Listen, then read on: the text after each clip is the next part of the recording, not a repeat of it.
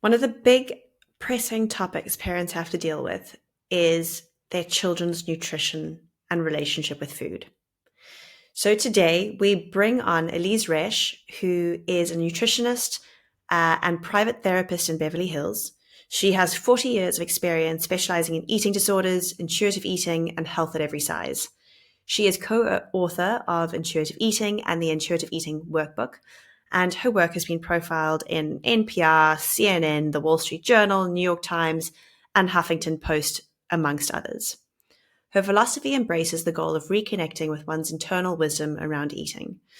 And in today's show, we dive into what principles can parents take from this and how can they apply it to to help build their children's relationship with food. So without further ado, Elyse, welcome to the show.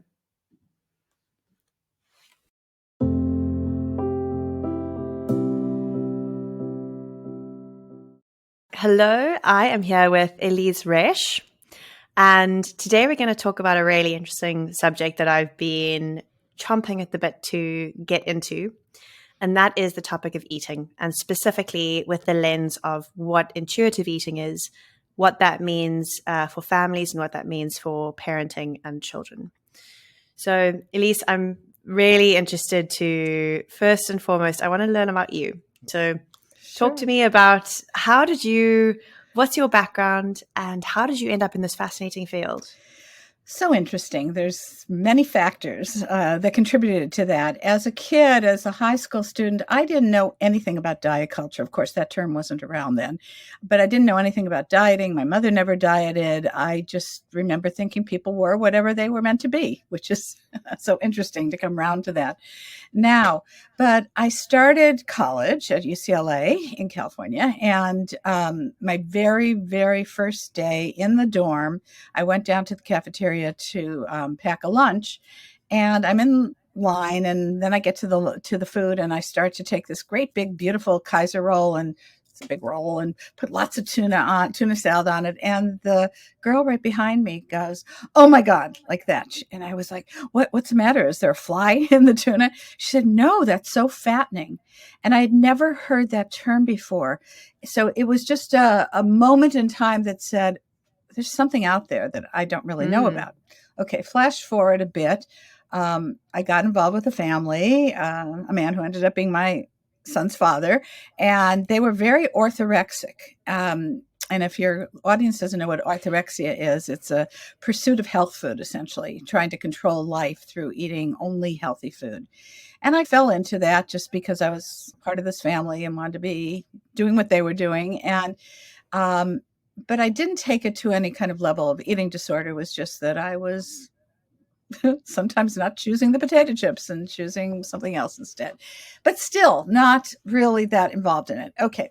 Then, moving forward, I had my son when I was 26, and prior to having him, sorry, I taught elementary school for about 4 years when I came right out of college. So that was my first career. Had him, had a couple of years off, and then thought, I want to do something with my life, and it wasn't going to be teaching anymore. I loved it when I did it, but I had my own child, and I wanted to put my child energies into him. And because this family was so focused on nutrition and eating healthfully, I had friends who said, "Well, why don't you become a nutritionist?"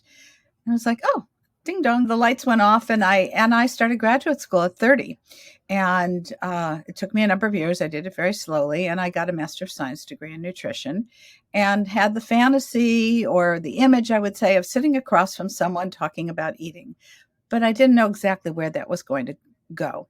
I had the opportunity of training at a clinic affiliated with Children's Hospital in Los Angeles, and it was a multidisciplinary program. So I got to train under every health discipline besides nutrition. So I had a broad understanding of working with people, and there was a psychologist, and a psychiatrist, and a social worker. So I got counseling skills there as well. And these kids in this clinic had developmental disabilities. So when I finished my traineeship, it was a full year, and I was ready. I was graduated. I had my master's degree, and I was ready to go into the field. I was going to devote my career to helping families with kids with developmental disabilities. And in fact, I worked at that hospital for, I guess less than a year after I was all credentialed. And then I went into private practice. with that fantasy, that image of talking to people about eating. And what ended up happening was that I was not getting referrals for kids with development or families with kids with developmental disabilities. Instead, I was getting referrals from many physicians who were asking me to help people lose weight for their medical problems, because we have a very weight centric view. I don't know how it is in your country, but here it's unfortunately like weight is equated to disease, which I don't believe in at all.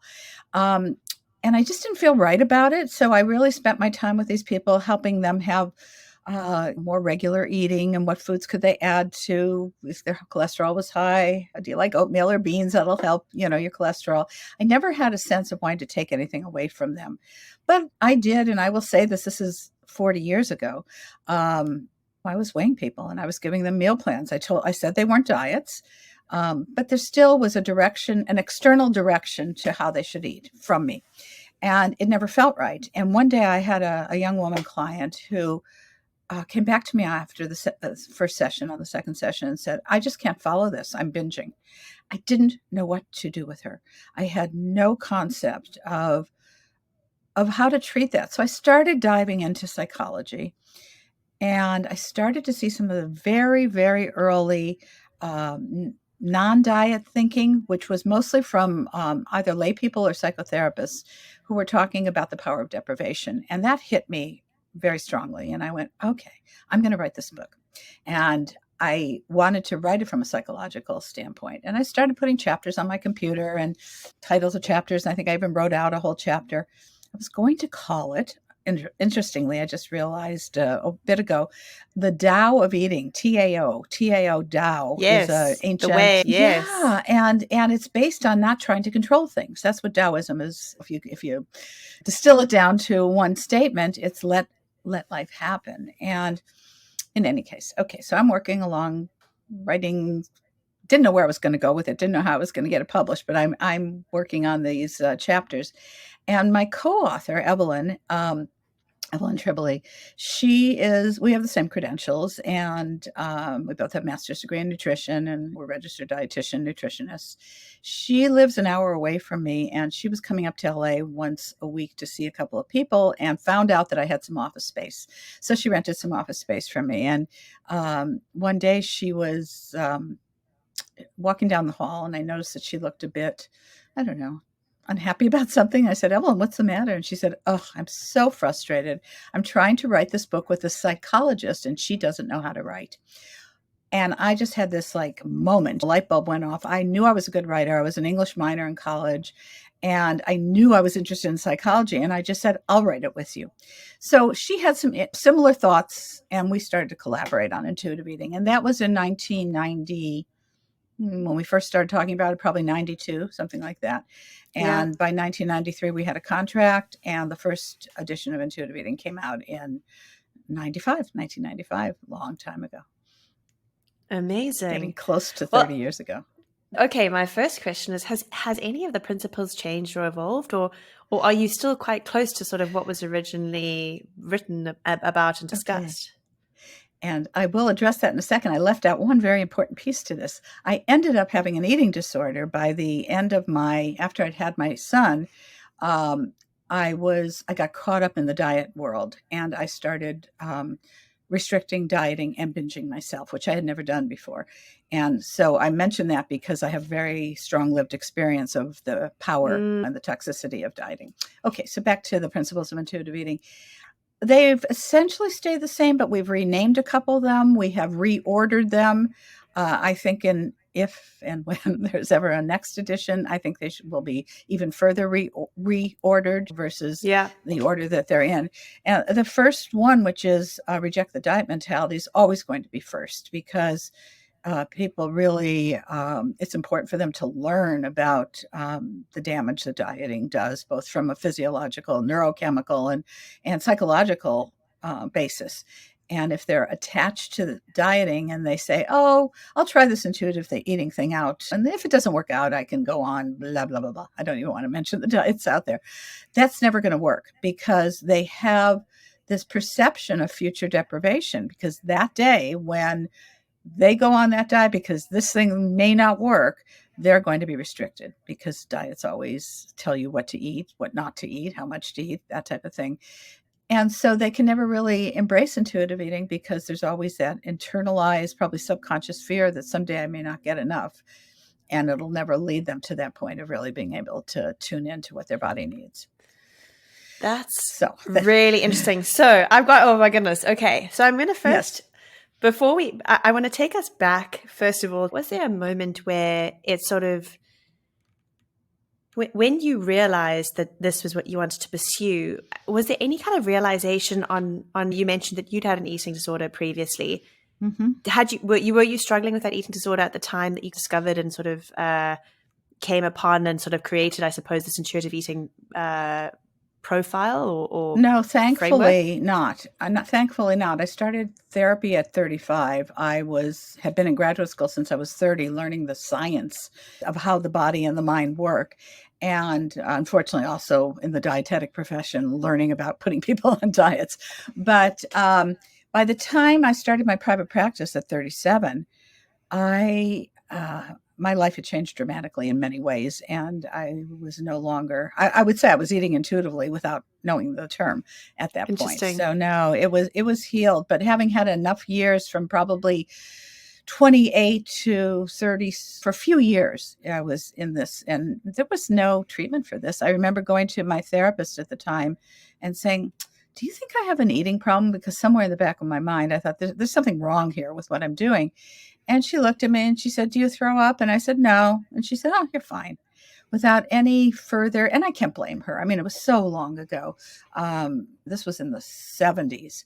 So there was no literature about it. In fact, in graduate Yeah. school, I had one class on adolescent nutrition, and one day they showed a picture of some young woman with anorexia. That was it. So there was no training on eating disorders. It just wasn't known so much at that point. That's really okay. And Yeah. you've touched on a few eating disorders. So you mentioned binge eating, Mhm. orthorexia, anorexia, Mhm. Mhm. bulimia, not Mhm. by name, but Mhm. what was the other one? Yeah. And I think what I'd like to understand is, how do we define an eating disorder? What is your definition of it? Right. It's a complete disconnection from your internal wisdom about eating. So it's not based on your body giving you messages of hunger, fullness, satisfaction, from your tongue, from your full body satisfaction. It is something that is directed from an outside direction to basically try to be thinner, for the most part, and not every single person with an eating disorder, but for the most part, which happen to be my four favorite words because I don't like all or nothing thinking. For the most part, it's people worshiping thinness, worshiping a culturally thin ideal.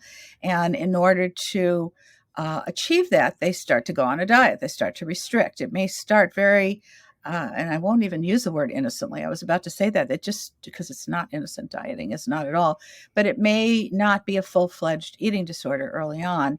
And as they start to diet and they restrict, and then the deprivation and the other factors, psychological factors that come in, have them fall off the diet and feel terrible about it and then start binging, that it can become a full-blown eating disorder. Now, anorexia nervosa is a little different, and I'm not saying that there isn't a component of it where, especially younger people who, well, not just younger people who really just want to be thinner, um, are prone to it. But there's other factors. There's of course societal factors, there's familial factors, there's genetic factors.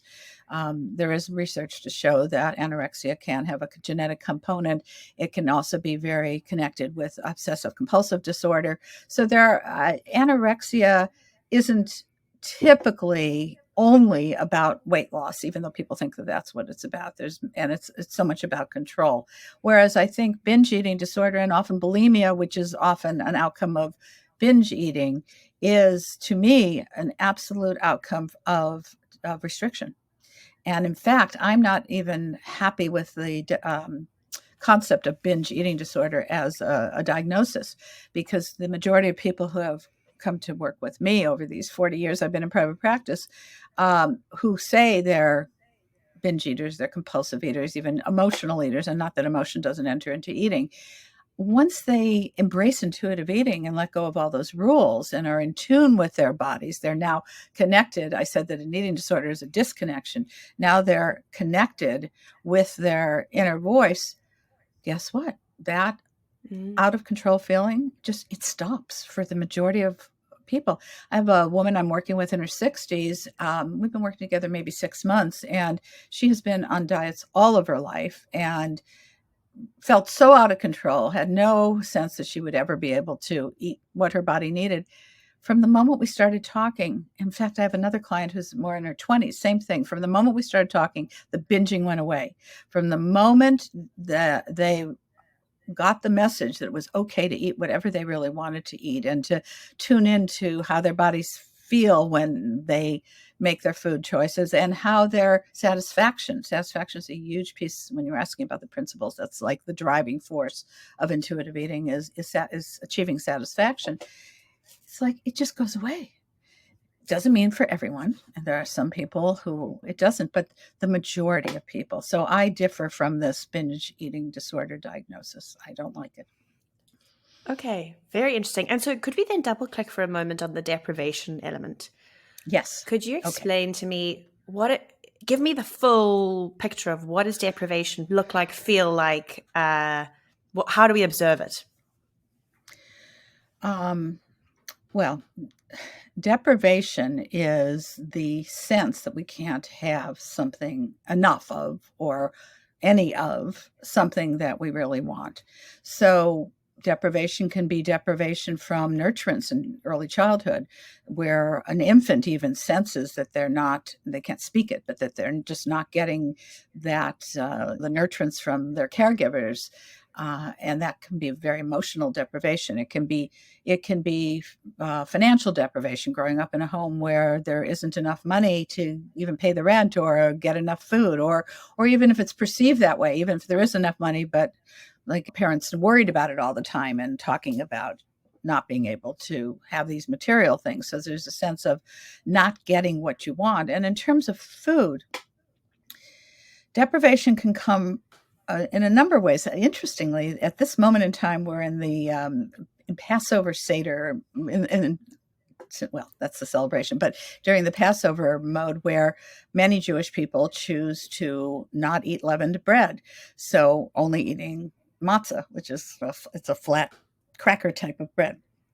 Well, for some people, the feeling that they're not going to get to eat the foods that they really like in that week can trigger some feelings of deprivation. I'm not getting what I want. And Mm. by the way, in my religion, anyone with any medical or mental health disorder or anything is relieved from having to do any fasting or having specific food deprivations, because mental health is the most important piece of that. Anyway, I've gone off track.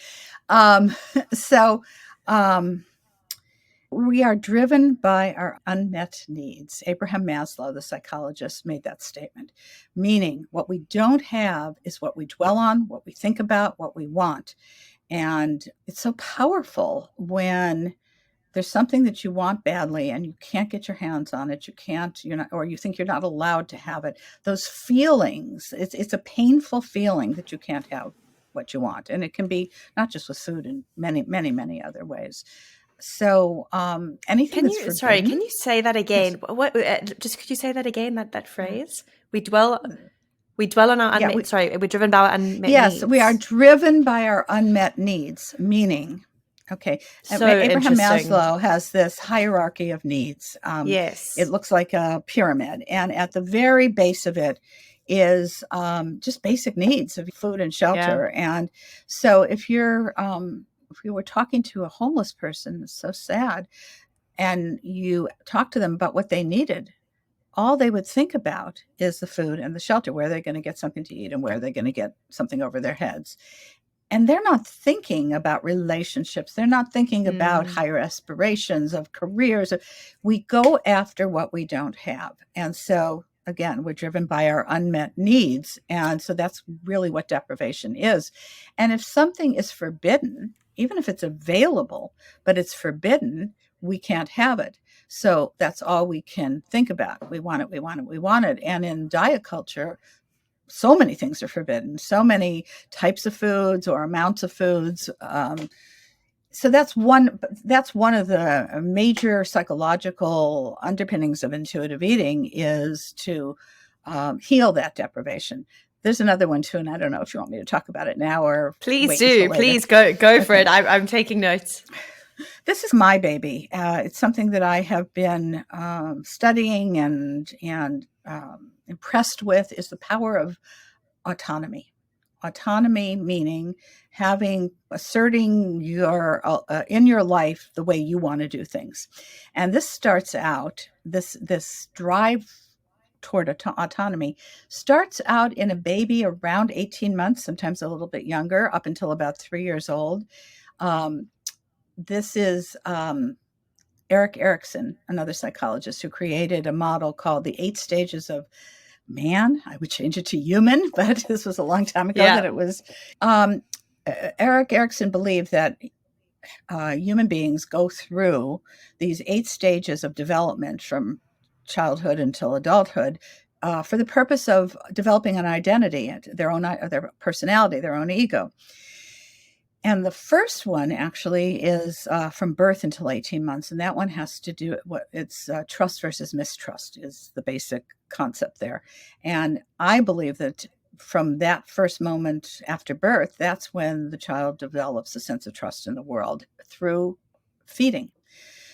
And if a child is getting consistent care, and it's emotionally positive care, and they're nurtured, they start to trust that there will be food in the world, or their needs will be met. Food as a metaphor for their needs being met.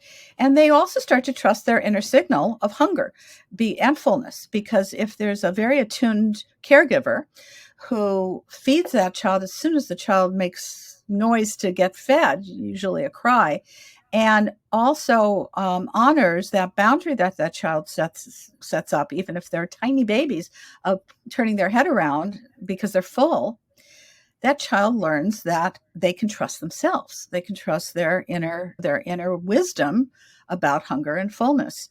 And so that's where it begins. So that's from birth until about 18 months. So around 18 months, and again, it can be before that too, babies are now usually walking. They start to get a sense that they're not attached to their mommy by the umbilical cord.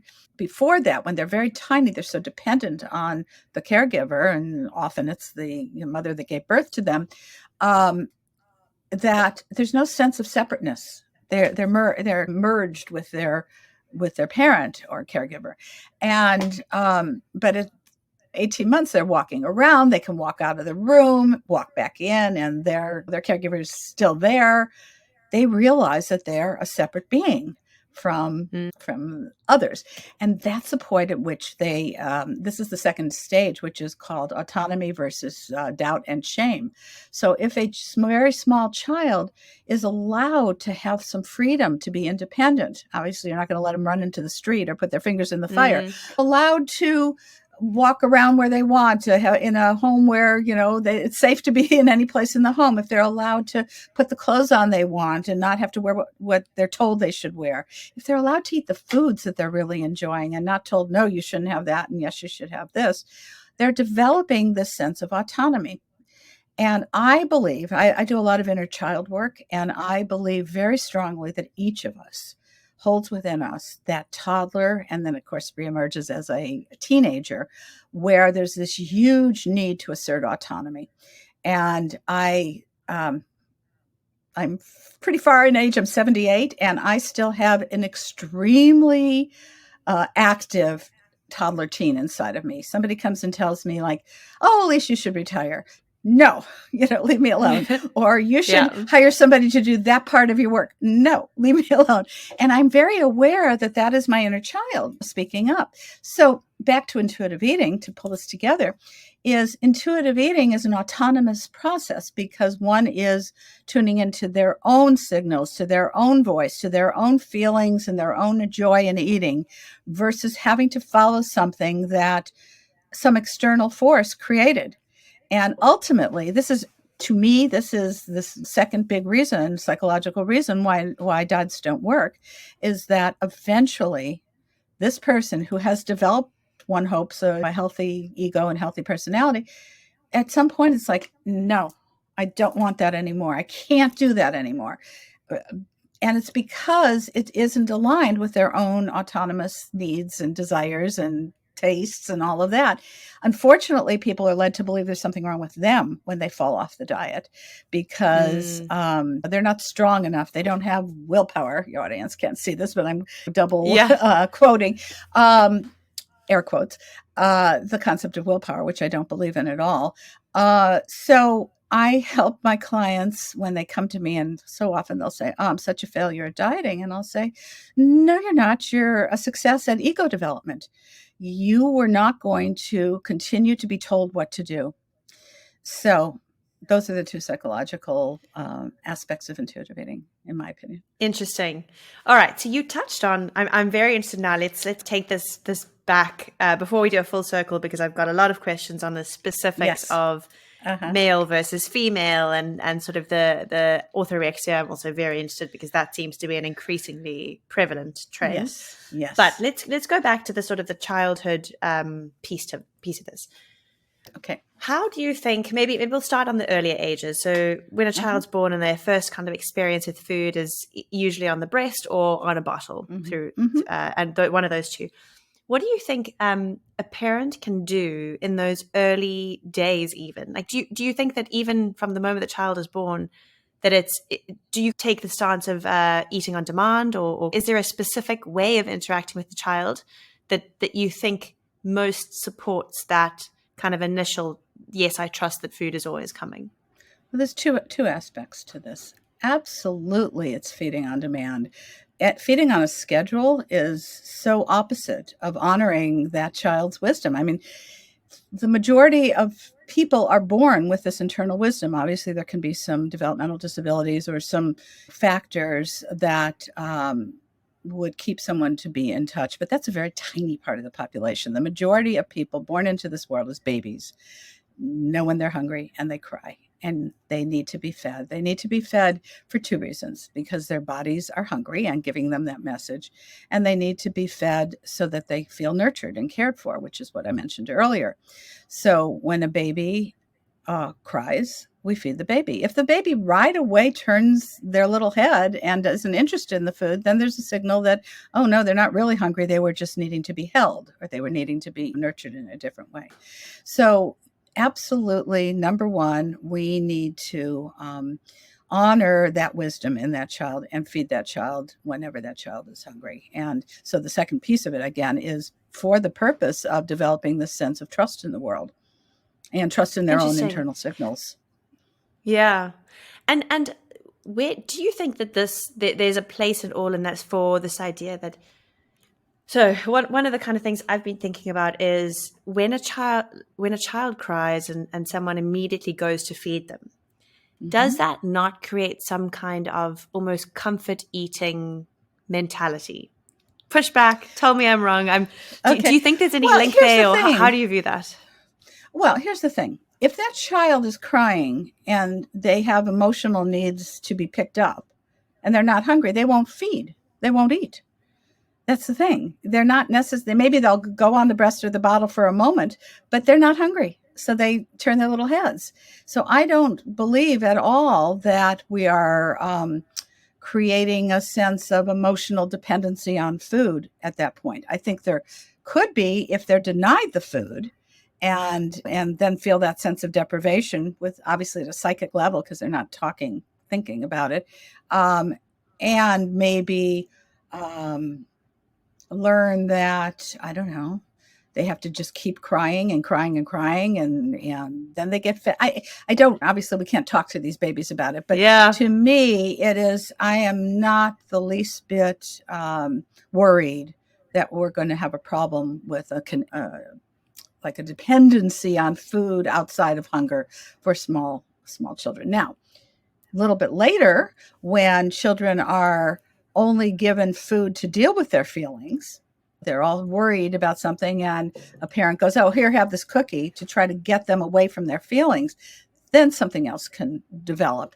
So we need to be able to bring up children with the sense that they can talk about how they feel, that they don't have to monitor their feelings, that they're supported in their thoughts, that there's someone who will sit with them with their feelings and learn to cope with feelings, and not only because they're given food when they have a feeling. Mm. And on that point, I know there's a lot of this idea of being rewarded by food. Where Mm-hmm. does that fit Mm-hmm. in? So, oh, well done, you won a race, you did well in a test, or whatever it might be. Let's go and treat ourselves with X, and it's usually sweets or something unhealthy. Typically, how do you view that relationship? Well, there's no power in that if someone has been allowed to have autonomy in their eating from birth on, because there's no foods that are good foods, and no foods that are bad foods, no foods that are forbidden.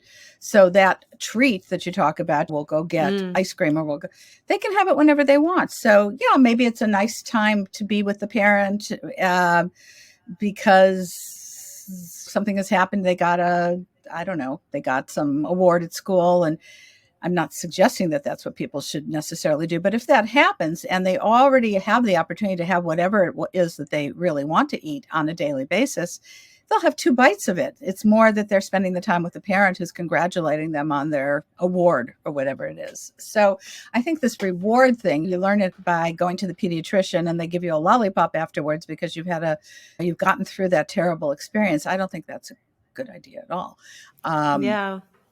It doesn't usually happen at the dentist, but at the Oh, pediatrician's office.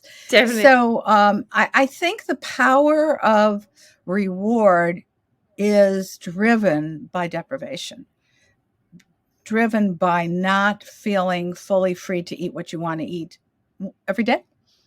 And so it's only Okay. giving yourself, this is now we're talking more about adults or teens or whatever, giving yourself the permission to have it because you finished studying for that test, or whatever thing was accomplished. No, for someone who is fully intuitively eating, they can have the food anytime they want. They don't have to wait to have it as a reward. Okay, and I'm sure a lot of people are going to be thinking at this point, oh my goodness, if I let my child eat whatever they'd wanted, they would just eat ice creams all day.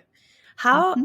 how do you avoid that? Is that something that should be avoided? Like, is that just, do you think that's an inevitable outcome? Do you think that's not an inevitable outcome? How does it play out? If I say to Okay. a child, a 2-year-old, go and eat whatever you'd like.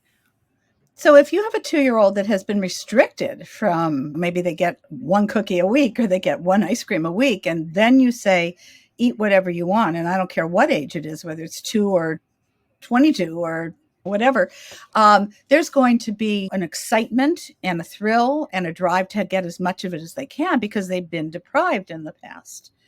However, if you brought a child up as an intuitive eater from day one, meaning, well, day one, it's milk. And then around Yeah. 6 months old, when they start getting interested in what is being offered around the family, if a family has the privilege to be able to sit together and at least eat one meal together a day, it'd be great if they can eat all their meals together, but that's not necessarily going to happen. But at least a meal a day or a few meals a week where the family, all the members, the parents, and if they're older siblings, they're sitting at a table, all the different kinds of foods are presented, including the cookies or whatever. And they see that, oh, some people eat some vegetables and some people eat some of this or that. They don't put a different value on different foods. And so they don't end up feeling this need to just fill themselves with what is special because it's no longer special. And let me say this, Gigi, I have had the privilege of all these years of helping people heal from their disordered eating, their eating disorders, and raise their own children. And some of these kids are already adults by now. They are all intuitive eaters. When the parents have come to me to heal their problems and they don't put those problems on these children, and Mm. they write to me all the time, or I'm in touch with people all the time. These kids don't end up with eating disorders. It's really beautiful because they haven't been brought up to believe this is good food or bad food, or you only get this if you've been good, or anything like that. So I think your question has to be looked at a little more deeply. Has this person, a 2-year-old or whatever, been deprived of these things or thought that they can only have it once they finish the chicken and their vegetables and their rice or whatever it is, then you can have whatever. It elevates the value in their minds, and it becomes forbidden unless they do this task of eating these other foods, which are no longer the good foods for them in their mind, because they just have to get through them to get to the other food. When that doesn't happen, we don't have any kind of sense of out of control. Go ahead. Does this kind of, when you encourage sort of a child, let's say, to be more intuitive in how they eat, does that come with an education piece as well, where, you know, it's about, hey, try this piece of broccoli and see how it feels. How does your body feel? No. Oh, okay. Trying. No. Because then these little kids already are in this need to be autonomous. I mean, once they're eating solid foods, they're already in that toddler stage. The more you push something on someone, the more they're going to react and rebel against it. So it's more of a family eating. And even if the family's one parent, that's fine. Seeing the parental figures and siblings perhaps eating the broccoli, and you don't say anything, at some point they're going to want to try the broccoli because it looks like a little treat to them. But if you say, just try it, you have to think of the psychology of that and how they're going to react to it. So the parent's job, let me be clearer about this. The parent's job is to provide reliable meals, regular meals, and snacks throughout the day, not expect kids to just go to the refrigerator and grab anything, but to make sure that there is food for them. The job is, as best as they can, to be role models by eating a variety of foods in front of the children. Not forbidding sweets. I often tell people, just put on the table the cookies along with the rest of the food. And for a while, they might go to the cookies first. And then after a bit, they have the same value to them. A term I've come up with is emotional equivalency in terms of eating. I do have a degree in nutrition, and I know certain foods have maybe extra nutrients in them than others, but it's how we feel about ourselves based on what we eat. So we don't feel good about ourselves because we ate the broccoli and bad about ourselves because we ate the ice cream. We just feel emotionally equivalent about it. So going back to the parents' role, it's to provide the food. It's to be good role models, and it's not to pressure a child about the amount of food they need to eat or having to eat, trying certain things before they're allowed this or that, because that's going to lead to disordered eating, in my opinion. Interesting. And maybe not so much on the trying, but do you kind of encourage parents to encourage their kids to be conscious and mindful when they eat, and to sort of almost, let's say that there was something that there were the different foods, bringing to a child's awareness, like, how does that broccoli make you feel, or how does that ice cream make you feel? Well, I wouldn't say that to a 2-year-old. I wouldn't say that. And what I was going to say when you're talking about being mindful is I do believe that children need to eat at the table. So whether it's a high chair when they're little babies, or they have their little tiny, I just remember when my son had a little table and chair, that's either they're eating there or they're eating at a bigger table with a booster or whatever. And when they're done, it's like, okay, honey, you're done, go play. No pressure to finish it or anything like that.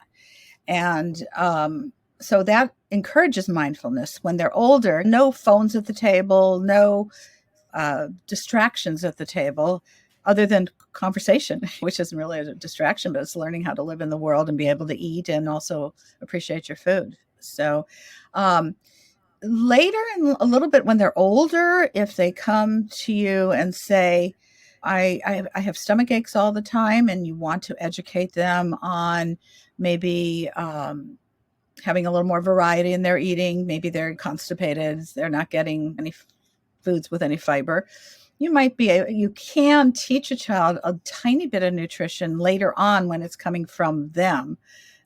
Versus a whole lecture and discussion about these are the healthy foods and these are I call them play foods. They call them usually junk food, which I don't like the term. And so you should eat plenty of these and not so much of that. No, nothing like that. It's more about children can be curious. They might even ask, well, why do we eat that? Or why do we eat this? And certainly there's no problem with saying, well, this milk that you're drinking, it actually helps your bones be strong.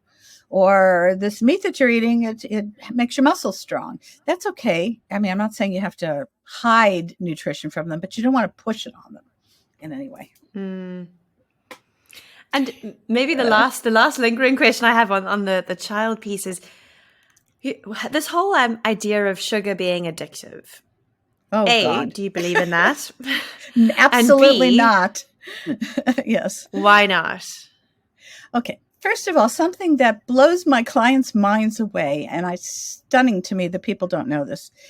I'm going to say this in a scientific way to start with, and then I'm going to translate it. The only Cool. energy substrate that crosses the blood-brain barrier is glucose. Now, what does that mean? The only source of energy for the brain to work that can get from your bloodstream, because after you digest food, it goes into the bloodstream, and then it has to cross into the brain, is glucose. Glucose is your smallest form of sugar. So it's a one molecule substance. The brain only operates on sugar. In certain circumstances, in starvation circumstances, it can use up the glycogen stores in our body, which is our stored form of carbohydrate. But that only works for like 4 or 5 hours. After that, you got nothing.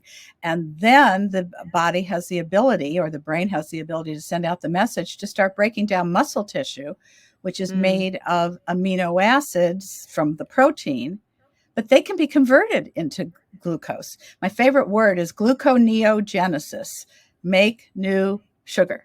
And so we are so driven by the need to have carbohydrates so that we can provide the sugar for the brain. How could something like that be addictive if it's actually something we need to survive? So the other piece of it, when I think about addiction from a drug, let's say, if somebody's been addicted to, I don't know, cocaine, you stop that cocaine and they go into withdrawal, or they've been alcoholic and they go into all the physiological withdrawals that come from that. If somebody is eating a large amount of high sugar foods, and the next day you give them a lot of carbs, like complex carbs, like potatoes and bread and rice, they're not going to have any kind of physiological withdrawal, because those complex carbohydrates are providing the sugar for the brain. Of course, the question is, very interesting. It's so interesting. I was going to say, the question is, why is that person driven toward so much sugar? Probably because they're forbidden from it. And that goes back to the deprivation thing and being driven by our unmet needs. If they're living in a home where it's like, oh no, you can't, this is bad for you, this is, even using the term addictive, you shouldn't have it. Every chance they get, if they're at a friend's house, they're the kids that come to the friend's house and go into the snack drawer and can't stop eating. And I've had parents tell me this all the time, where their kid, it's like, I don't care, because they can have it anytime they want. So we are driven to get enough sugar for our brain. It cannot be addictive. And if there's any studies that lean toward it being addictive, they have not actually asked the question of, have you deprived yourself of that food prior to this study? Because if you've been in deprivation and you're suddenly given a large amount of, let's say, a high sugar food, you're going to eat as much of it as you can, because this is your opportunity. But if you've never been deprived of it, you're just going to have the amount that satisfies you. Oh, we could talk for hours about this, Gigi. Very interesting. I know. I know. There just more questions emerge and emerge. Yes. I think maybe where I'd like to go next is, my assumption, I might be wrong, but the most kind of common eating disorder today, I have an assumption. Mm-hmm. I would love to hear what you know to be true, even if it's just anecdotally what you see with your clients. But what is the most kind of common, not necessarily in kids, or maybe actually if there is a specific one to 0 to 6 years old, I'm specifically interested in that age group, or in teenagers, maybe as a separate question. But in each of, so 3 questions, not one. Okay. One, what is the most common in younger kids, sort of teenagers, and then in the adult population that you see? Well, I get 2 kinds of things with younger kids. Either they won't eat, and they've been pushed and pushed and pushed, and so that need for autonomy comes up, and they're no. And I help parents just back off, put the food there, don't say a word, and after several weeks, the children are eating. So that's one aspect. The other aspect may be children that are eating well beyond fullness, and pretty much when I have seen this, there are parents who are very attached to their own weight issues, their own body image issues, and are giving directions about good food, bad food. And so these children are often going after so much of the food that they think they shouldn't have when they get their hands on it. So that would be eating beyond fullness. So those would be the two pieces: not eating much and eating beyond fullness. But so much of it has to do with the connection with the parents and how the parents are dealing with the relationship with food. For teenagers, I think when the teens come from a home where there's been all kinds of different foods, they don't have, and they have a car and they've got friends and they go out to eat, they're going to eat all the teenage food, that the fast food and things like that are easy to get because everybody's doing it and they're going to do it, but they're not like feeling the need to have to get it now because they won't have it at other times because they haven't been given that thought that you shouldn't have this food. Kids who have grown up in homes where there's been a lot of restriction and there's so much of this, it just troubles me so much of this orthorexic thinking in a lot of homes where this is healthy food, this is not healthy food. They get to college and they can't stop. So they're finally freed from the prison of being told what to eat when they're living at home. And then they often do drink a lot also. It's like this need to just be their own person. And so, but the kids that go to college who have always had a healthy relationship with food, mentally healthy relationship with food, because their wisdom has been honored, they don't get to college and just get out of control. It doesn't happen. Very interesting. So is orthorexia probably the most problematic one that you see? So orthorexia is not actually in the DSM-5, which is the Diagnostics and Statistical Manual of Eating Disorder of Mental Health Issues. So it's not in there officially. Sorry, I just realized. Could you please explain to us what orthorexia is? Yes, orthorexia is a drive to eat healthy food, quote unquote. And the goal is to control life in some way. And people get very, very taken by only eating the foods that don't have chemicals, or the foods that are organic, or the foods that have the most nutrition in them, believing that that's going to typically give them a longer life. They buy into this whole wellness thing. There's a new book coming out at the end of the month called The Wellness Trap by Christy Harrison, who wrote Anti-Diet, which she just breaks that down beautifully in that book. The Wellness Trap. The Wellness Trap. Yeah, I wrote this is my battered up version of it because I got to write a blurb on it. And today in the mail, I actually got the hardcover. It's wonderful, where she goes into all of this myth out there about how we can control life by our food. There was an article that I saved for a long time by a woman who ended up dying of lung cancer, who had never smoked a day in her life. And she wrote this article saying, I spent my life only eating broccoli and healthy food, trying to keep myself healthy. I wish I'd eaten the hot dog, because she got some form of lung cancer. She'd never smoked, and it's just one of those sad things. So we cannot control our health. We can feel better when we listen to our bodies in the way we eat. And like I was mentioning earlier, if it's a child that isn't going to the bathroom or an adult, and you realize, maybe I better get some vegetables in or some whole grains so that I have some fiber in me. That's a different story. That's not orthorexia. And by the way, we only have about 5 more minutes, Gigi.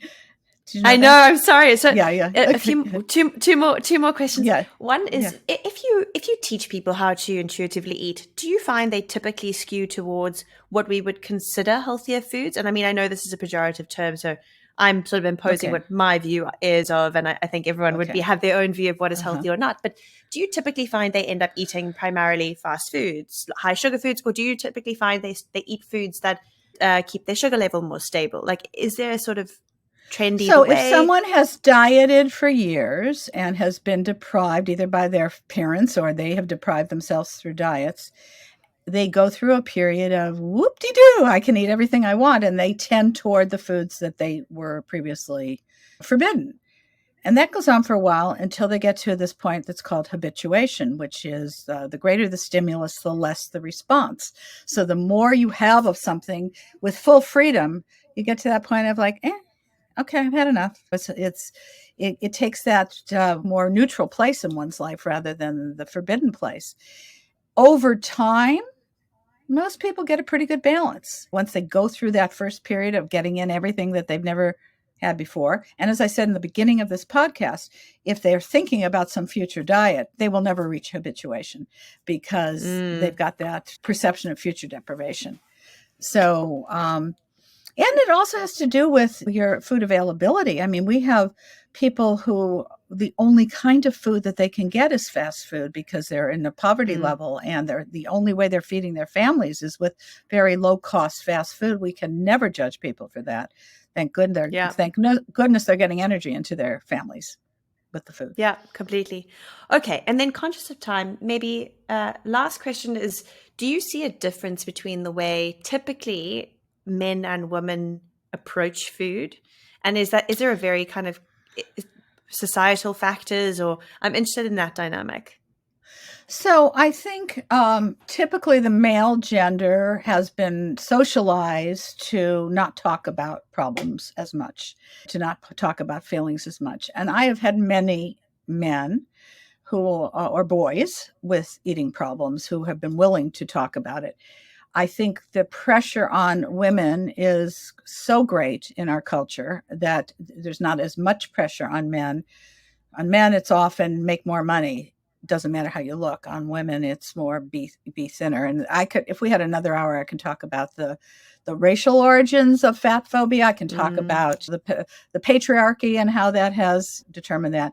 But we can't forget all genders. And I have worked with people who are transgender, who have had eating, they're trying to change their bodies before they actually go into any transition, being unhappy with their bodies that have, they were assigned a certain gender at birth, and they are feeling that, or they know that they're not that gender, and they don't like the secondary sexual characteristics that they have. And they may try to, I've had clients who have tried to diet away the parts of themselves they don't like. So, but I do think if the question is who has the most pressure, the gender that has the most pressure is women. It's female. Interesting. Okay, and then last one. What is the one piece of advice you would leave parents with? If there was one thing that they could take away from this, one thing they can start implementing, or just thought that they can keep front of mind, what would it be? Okay, it is that your child is born with everything that they need to know how to eat. Hunger, fullness, what tastes good, what doesn't taste good. Be the parent who provides a wide variety of foods. Be the parent who sits there at the table and eats with the child and eats a variety of foods. And look at your own relationship with food and your body. Never, ever make a comment about your body in front of a derogatory comment in front of a child. Never like, oh, I got to lose this pregnancy weight, or, oh my God, I can't believe I'm getting older and I've got a belly now, or never, because that conversation is going to impact the child more than anything else. So I think the primary thing is fix your own relationship with food and body, and read Intuitive Eating to do that.